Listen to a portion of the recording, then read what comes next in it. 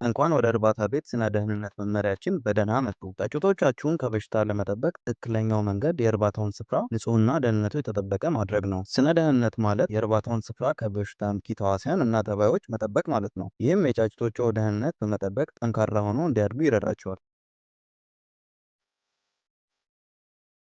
ጫጩቶቹ ከመድረሳቸው በፊት ቀደም ሲል ባለው ቪዲዮ ላይ ባሉት መመሪያዎች መሰረት የእርባታውን ቤት ማጽዳትና የጸረ ተባይ ርጭት ማድረግ ያስፈልጋል። አዲስ ጫጩቶች ከማስገባቱ በፊት በእርባታ ቤት ውስጥና ግቢው አቅራቢያ ቢያንስ ከ10 ቀናት በፊት ከምንም አይነት ዶሮዎች ነፃ እንዲሆን ያድርጉ።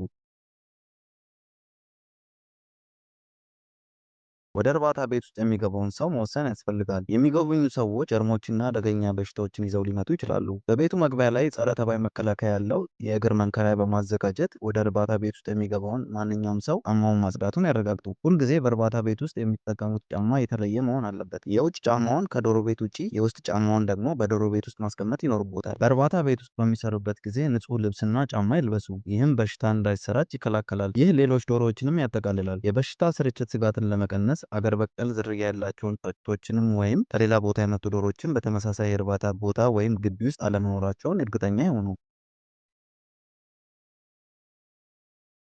የእርባታው ቤት አይጥ፣ የዱር አዕዋፍና ነፍሳትን የማያስገባ መሆኑን ያረጋግጡ። የዱር አዕዋፋት በጣም አደገኛ በሽታዎችን ሊሸከሙ ይችላሉ። መስኮቶችን የሽቦ መረብ በመጠቀም ማንኛውም አይነት ቀዳዳዎችን ይዝጉ። በእርባታው ቤት ዙሪያ ያለውን አካባቢ ንጹህና ከረጃጅም ሳሮች ነፃ ያድርጉት። ይህም አይጦች ወደ እርባታ ቤት ውስጥ የመግባት እድላቸውን ይቀንሳል። በጫጩቶቹ ላይ የህመም ምልክቶች መኖራቸውን ለማወቅ በአስተውሎት ይመልከቱ። የሚያስሉ፣ የሚያስነጥሱ ወይም አይኖቻቸው ውሃ ያዘለ ከሆነ ታመው ሊሆኑ ስለሚችሉ ወዲያውኑ ከሌሎች ጫጩቶች ይለዩዋቸው። የጫጩቶቹን ጤንነትና በየቀኑ የሚከሰተውን የሞት መጠን መዝግበው ያስቀምጡ። በተጨማሪም የምግብና የውሃ አወሳሰዳቸውን መጠን ይመዝግቡ። ይህም ችግሮች ሲከሰቱ ቀደም ብለው እንዲያውቁ ይረዳዎታል።